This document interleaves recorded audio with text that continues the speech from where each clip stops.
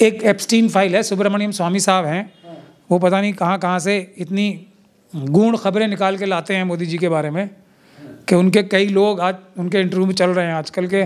मोदी जी तो सुहाना सफ़र और ये मौसम हसीन, उनके तो कई किस्से कहानी सुब्रमण्यम स्वामी जी सुनाते रहते हैं। अभी एक एप्स्टीन फाइल है जो अमेरिका में जो चल रही है, जिसमें मोसाद का एजेंट एक एप्स्टीन नाम के व्यक्ति को बताया जा रहा है, और उन्होंने अमेरिका के और दुनिया भर के बहुत सारे राजनीतिज्ञों को व्यभिचार में फंसा के उनकी वीडियोस बना रखी हैं। तो अब मोदी जी उसी तरफ इशारा कर रहे हैं कि जो कार्य सुब्रमण्यम स्वामी जी मेरे बारे में बोलते हैं, जयशंकर जी के बारे में, सुब्रमण्यम स्वामी को मैं तो दांतों तक तले उंगली दबा ली मैंने। वो बोल रहे थे कि जयशंकर जी का मुख्य कार्य ये था कि मोदी जी जब चीफ मिनिस्टर थे तो वो चाइना घूमने जाते थे, 10-12 बार गए वो, तो जयशंकर जी उनके ऐशो आराम का इंतज़ाम करते थे। तो यही हिंट शायद मोदी जी भी दे रहे होंगे कि मेरे पास बहुत सारे ऐसे लोग हैं, जैसे स्वामी साहब ने बताया, जयशंकर जी और दूसरे भी लोग हैं, आप जाइए ऐशो आराम कीजिए, सुहाना मौसम में उसका एंजॉय कीजिए। प्रधानमंत्री नरेंद्र मोदी ने कहा कि सदन में ड्रामा नहीं होना चाहिए, अगर ड्रामा करना है तो जहां पर आप लोग हारे हैं वहां पर जा करके ड्रामा कीजिए, वहां जा करके नारे लगाइए, सदन की गरिमा बनाए रखिए। अब सवाल यही पूछा जा रहा है, सवाल उठाना क्या ड्रामा है? क्वेश्चन रेज करना क्या ड्रामे की कैटेगरी में आता है? मैं इसी पर चर्चा करूंगा। मेरे साथ महमूद प्राचा जी हैं। सर, क्या कुछ कहेंगे नरेंद्र मोदी जी के इस बयान पर? देखिए, कुछ चीज़ों पे तो हमें मोदी जी की बात को एग्री भी करना चाहिए। ड्रामा करने का पार्लियामेंट के अंदर, पार्लियामेंट के बाहर, चुनाव आयोग के ऑफिस के अंदर, चुनाव आयोग के ऑफिस के बाहर, देश में सब जगह मोदी जी, अमित शाह जी, आरएसएस और बीजेपी के कार्यकर्ताओं का ही तो एक छत्र अधिकार है ना, उनकी बपौती है ये। किसी और को वो ये कैसे करने दें? झूठ बोलना, ड्रामा करना, नाटक करना, बहानेबाजी करना, लोगों को धोखाधड़ी करना, ये आरएसएस और बीजेपी का एक छत्र अधिकार मोदी जी बताना चाहते हैं। अब वो इशारे इशारे में बता रहे हैं आपको, आप नहीं समझते तो मैं क्या करूं? मोदी जी बता रहे हैं ना, मोदी जी और भी बता रहे हैं। हमारी ईवीएम की जो बात है उस पर मोहर लगा रहे हैं मोदी जी। ये आपको लाइनों के बीच में पढ़ना होता है। अंग्रेजी में कहावत है ना, एक रीडिंग बिटवीन द लाइन्स। जहाँ आप हारे हो वहाँ नारेबाजी करो, जहाँ आप हारने जा रहे हो, जहाँ आप अभी हारोगे, मोदी जी को पहले से पता है हारोगे, वहाँ जाके करो। हारोगे क्यों? क्योंकि ईवीएम से चुनाव कराएंगे वो। तो मोदी जी तो इतना खुल खुल के सब कुछ बता रहे हैं। अब हमारे विपक्ष के लोग ही स्लीपर सेल्स के जाल में फंसे हुए हैं, तो वो जो नेता कर रहे हैं वो करते रहें। जनता को खड़ा होना पड़ेगा। अब ये विपक्ष के बस की बात रही नहीं है। विपक्ष के बस ये रह गया है कि मोदी जी डांटें उन्हें और वो लोग ये दिखाएं कि मोदी जी ने हमें डांट दिया। भाई, हिम्मत कैसे हो गई मोदी जी की इतनी बात करने की विपक्ष के लोगों से? जो विपक्ष आज भी 60% वोट लेके मोदी जी के सामने बैठा है, जो जितने भी बेईमानी से भी वोट हुए हैं उसमें भी देखिए ना, इतनी बेईमानी के बावजूद भी ईवीएम से, दूसरे माध्यमों से बेईमानी इतनी करके तब भी 240 आई ना। हिम्मत कैसे हो रही है? जो 60% वोट लेके सामने बैठे हैं और वो लोग बैठ के सुन रहे हैं। मुझे तो दानिश अली जी की याद आ जाती है बस। क्यों? सबसे अच्छा एग्जाम्पल उन्हीं का है। विदुड़ी साहब ने उन्हें खूब गाली दी, खूब जी भर के हाउस के अंदर गाली दी। उनके मुंह से चूं भी नहीं निकली, ठीक है ना। उन्होंने कोई कानूनी कार्रवाई की उनके खिलाफ आके बाहर ना, वहाँ क्या। हाँ, एक हमारे जो ब्राह्मण समाज के एक टेलीविज़न चैनल में एंकर हैं एक पंडित जी, उनको रोते रोते इंटरव्यू और दे दिया। तो पंडित जी का भी चैनल आगे बढ़ निकला, वो एक जर्नलिस्ट अच्छे बन गए, और दानिश अली साहब को रोने धोने की वजह से राहुल जी भी आ गए उनके पास। तो ये रोने धोने की जो गतिविधि है ना, ये बिल्कुल बंद होनी चाहिए। विपक्ष का काम रोना धोना नहीं है। इस प्रकार की वाहियात बातें जब की जाएं सत्ता पक्ष की तरफ से, तो उसका कोई काट निकालना है, उसका कोई तोड़ निकाल के उनको मुंह तोड़ जवाब नहीं देना है। उनको सबक सिखाने का काम करना चाहिए। सबक सिखाने का काम दानिश अली जी जैसे तरीके से रो धो के तो होगा नहीं। सबक सिखाने के लिए दूसरे रास्ते इख्तियार करने पड़ेंगे, जो अभी विपक्ष करने में असमर्थ लग रहा है। और उसकी सीधी सीधी वजह है स्लीपर सेल्स। अब जब पार्लियामेंट्री बोर्ड की मीटिंग में ही जाएंगे, जयराम रमेश जी अपना एक चमड़े का एक बैग लेके, तो उसका अंजाम क्या होगा पता ही है मोदी जी को, सब कुछ सेट है। जयराम रमेश जी कांग्रेस पार्टी के आगे आगे मुखर बन के जा रहे हैं, सब सेट है, सीधी सीधी बात है। तो आपने जिक्र किया, तो फिर एक और नाम है इकरा हसन, वो भी रो रही थी, उन्हें ना जाने किसने क्या बोल दिया, मुल्ली बोला और ना जाने क्या बोला। ये लोग संविधान के रक्षक हैं, देश के रक्षक हैं, देश की रक्षा करते हैं, आम जनता के नेता हैं लोग। उनके रक्षक भी हैं, जनता ने इनको अपनी आवाज़ बना के भेजा है कि जो बात हमें कहनी है वो कहो।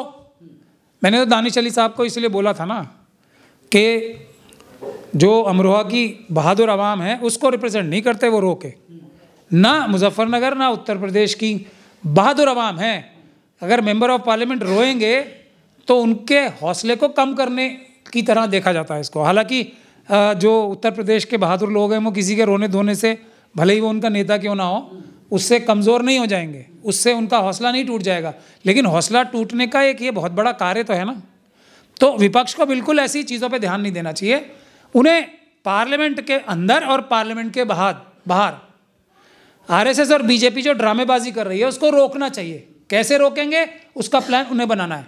वो इतने बड़े बड़े नेता हैं, जनता के ऊपर क्या वो बताते हैं। जनता तो आरएसएस और बीजेपी से नफरत करती है। नरेंद्र मोदी ने आज कहा कि मौसम के मजे लीजिए, मौसम सुहावना है, गुलाबी सर्दी पड़ रही है, मजे लीजिए और ड्रामा मत कीजिए।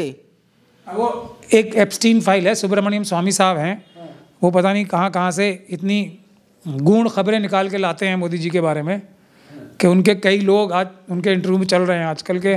मोदी जी तो सुहाना सफ़र और ये मौसम हसीन, उनके तो कई किस्से कहानी सुब्रमण्यम स्वामी जी सुनाते रहते हैं। अभी एक एप्स्टीन फाइल है जो अमेरिका में जो चल रही है, जिसमें मोसाद का एजेंट एक एप्स्टीन नाम के व्यक्ति को बताया जा रहा है, और उन्होंने अमेरिका के और दुनिया भर के बहुत सारे राजनीतिज्ञों को व्यभिचार में फंसा के उनकी वीडियोस बना रखी हैं। तो अब मोदी जी उसी तरफ इशारा कर रहे हैं कि जो कार्य सुब्रमण्यम स्वामी जी मेरे बारे में बोलते हैं, जयशंकर जी के बारे में, सुब्रमण्यम स्वामी को मैं तो दांतों तक तले उंगली दबा ली मैंने। वो बोल रहे थे कि जयशंकर जी का मुख्य कार्य ये था कि मोदी जी जब चीफ मिनिस्टर थे तो वो चाइना घूमने जाते थे, 10-12 बार गए वो, तो जयशंकर जी उनके ऐशो आराम का इंतज़ाम करते थे। तो यही हिंट शायद मोदी जी भी दे रहे होंगे कि मेरे पास बहुत सारे ऐसे लोग हैं, जैसे स्वामी साहब ने बताया, जयशंकर जी और दूसरे भी लोग हैं, आप जाइए ऐशो आराम कीजिए, सुहाना मौसम में उसका एंजॉय कीजिए। लेकिन ये कार्य मोदी जी के कहने पे या मोदी जी के एक तरीके से जो लालच दिया उन्होंने, उसमें जो लोग फंस जाएंगे उनका फिर एप्स्टीन फाइल की तरह नाम तो कहीं ना कहीं आएगा ही। मैं आपके चैनल पे एक और खुलासा करना चाहता हूँ। कांग्रेस के अंदर बहुत सारे लोग इजराइल गए हैं।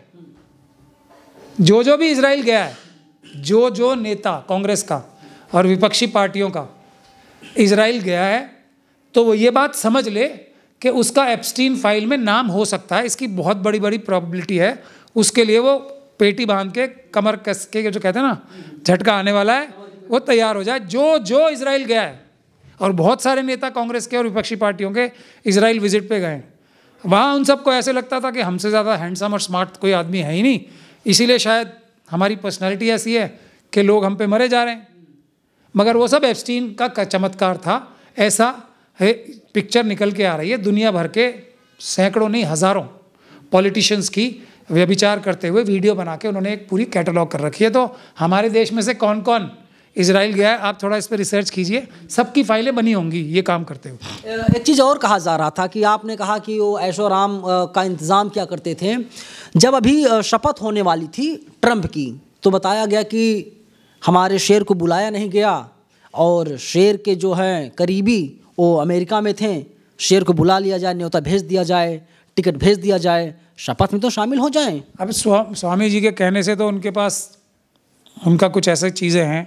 स्वामी जी की बात ही बता रहा हूँ मैं, मोदी जी की और जयशंकर जी की इस प्रकार की उनके पास वस्तुएं हैं कि उनको शेर हो या बबर शेर हो, वो तो ये कहते हैं तुम तो हमारे मियाँ मिट्टू हो, तोते को बोलते थे ना, जैसे ऐसा इंप्रेशन, मिट्टू मिट्टू बोलते थे ना। और लाल मिर्ची दिखा दो। लाल मिर्ची नहीं थी, यहाँ तो लाल मिर्ची भी दिखाते थे।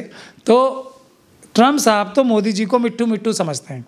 बोलते हैं ना 60 बार लोगों ने, अब तो लोग पूरा उसको वो कर रहे हैं ना, 60 बार बोला है कि मैंने फ़ोन करके पाकिस्तान में जब भारतीय सेना हावी हो रही थी तो मैंने रुकवा दिया युद्ध। ये तो ट्रम्प साहब बोल ही रहे हैं बार बार, तो ये तो अपने कोई मिट्ठू को ही बोल सकता ना। शेर और बबर शेर को तो कोई टेढ़ी आंख करके देखने की भी हिम्मत नहीं कर सकता। तो मोदी जी शेर और बबर शेर तो नहीं है, इसलिए उनको इस शब्द से जो एड्रेस करना उचित नहीं है। नरेंद्र मोदी ने जब कहा कि मौसम बढ़िया, मौसम का मजा लीजिए, उसके बाद प्रियंका गांधी का बयान आता है, कहते हैं कि दिल्ली किस हाल में है, यहाँ पॉल्यूशन लगातार बढ़ता जा रहा है, सरकार ध्यान नहीं दे रही है, बहुत सीरियस हो गई और बोलने लगी कि नरेंद्र मोदी को ऐसा नहीं बोलना चाहिए था। देखिए, नरेंद्र मोदी जी को जो भी नेता, अब प्रियंका गांधी जी तो बड़ी नेता हैं, वो नरेंद्र मोदी जी को भी सीरियस लेके इस तरह उनके साथ गुफ्तगू में एंटर करेंगी तो हम लोगों को दुखी होगा। नरेंद्र मोदी जी तो मिट्ठू हैं ट्रम्प साहब के, उनको क्या सीरियसली लेना है। ये तो ईवीएम की वजह से वो बैठ गए हैं उस जगह पे। देश को उस देश की कुर्सी को बचाना मिशन होना चाहिए। मोदी जी तो आज नहीं तो कल इन्हें जेल तो जाना ही है, इसमें तो कोई किसी को शक और शुबे की गुंजाइश होनी नहीं चाहिए। अमेरिका से भी उनका बुलावा आ ही रहा है बार बार, और यहाँ तो जो हो रहा है ईवीएम के माध्यम से और दूसरे अडानी अंबानी यूसुफ लुलू जैसे लोगों के साथ एक दिन जेल तो जाना ही है ना मोदी जी ने और अमित शाह जी ने और मोहन भागवत जी ने, इसमें कौन सी शक और शुबे की गुंजाइश है। तो हमारा कहने का मतलब ये है कि मोदी जी से इतना ज़्यादा इंटरेक्ट करना उचित नहीं है। जितनी वो उनकी पर्सनैलिटी, जितना एक तरीके से इंटरेक्शन, पर्सनैलिटी, चेयर की बात नहीं कर रहा हूँ मैं, उतना ही भाव उन्हें देना चाहिए जितना वो उनकी पर्सनैलिटी डिजर्व करती है। तो वो तो खुली ऑफर दे ही रहे हैं ना कि ऐशो आराम कीजिए। ये इससे बड़ा इशारा क्या होगा। अब ऐसे व्यक्ति को जो प्रधानमंत्री के पद पे बैठे हैं फिर भी ऐसी बातें कर रहे हैं, इंजॉय कीजिए, कि जैसे मैं इंजॉय कर रहा हूँ आप भी कीजिए, यही मतलब हो ना इसका। तो मोदी जी को इंजॉय करने के लिए उस पद पे जाना था। अगर जिसको इंजॉय करने के लिए ही जाना है, विपक्ष के नेताओं बनना है और मेंबर ऑफ पार्लियामेंट बनना है, वो मोदी जी की बात सुने। जो अम्बेडकरवादी हैं मन से, वो हमारी बात सुने, इतनी सी बात है। सर, लोग जानना चाहते हैं कि जो संसद है जनता के पैसों से बनाया गया, वहाँ पर क्या ड्रामा होता है? अपोजिशन के लिए जो सवाल पूछते हैं, देश की आवाज़ को बुलंद करते हैं, ड्रामा करते हैं? नरेंद्र मोदी का कहने का मतलब तो यही निकल रहा है। नहीं, नरेंद्र मोदी जी की देखिए, अब जो आदमी ज़्यादा दूसरे लोगों के लिखे हुए स्क्रिप्ट पढ़ता है ना, तो वो कई बार गलतियां भी करता है बहुत बड़ी बड़ी।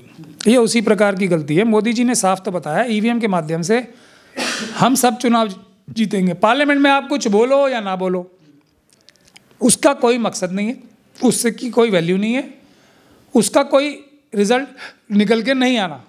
वो तो एक तरह की इंजॉयमेंट है। अब वो इंजॉयमेंट मोदी जी इतनी सारी करते हैं तो वो उनको भी उसमें भी कंपटीशन नहीं चाहिए, क्योंकि पार्लियामेंट में बोलने से जब तक आपकी संख्या बल ना हो कोई फ़ायदा तो नहीं हो रहा ना। आजकल कोई विपक्ष की किसी भी बात को, किसी भी पार्लियामेंटेरियन को जिसने कोई भी मुद्दा उचित रखा, उसको कोई एड्रेस तो किया नहीं गया किसी भी मंत्री द्वारा या प्रधानमंत्री द्वारा। उसकी जो जवाब देना होता है तथ्यात्मक रूप से, वो तो देते नहीं हैं और उनका कुछ बिगड़ता भी नहीं है। ज़्यादा से ज़्यादा विपक्ष 1-2 दिन के लिए पार्लियामेंट वो करा लेती है सस्पेंड, कुछ लोग बाहर हो जाते हैं। तो एक्चुअली तो जिस चीज़ का कोई मकसद ना हो, जिस चीज़ से कुछ निकल के नहीं आ रहा हो, सिर्फ वो एक मनोरंजन का विषय हो, वो तो ड्रामा ही होता है ना। मगर ये ड्रामा भी, जो कि ड्रामे के रूप में ही विपक्ष कर पा रही है अभी, उसको भी मोदी जी पसंद नहीं करते। ये भी हक वो अपने पास ही रखना चाहते हैं। तो क्या होगा, देश कहाँ जाएगा? हालांकि जो शीतकालीन सत्र की शुरुआत हुई है, बहुत छोटा सत्र है, लेकिन फिर भी इस तरीके की बयानबाजी लगातार हो रही है और लोग बड़े खुश हैं कि नए नए उपराष्ट्रपति बने हुए हैं, राज्यसभा आ गए हैं। लोग बहुत दिल से, खुले मन से स्वागत कर रहे हैं। राष्ट्रपति जी, उपराष्ट्रपति और उपराष्ट्रपति जी का रोल क्या होता है? किसी भी सरकार की जो एक तरीके से नीति है जनता की भलाई के लिए, उसमें क्या उपराष्ट्रपति जी का रोल होता है, वो आप मुझे बता दें।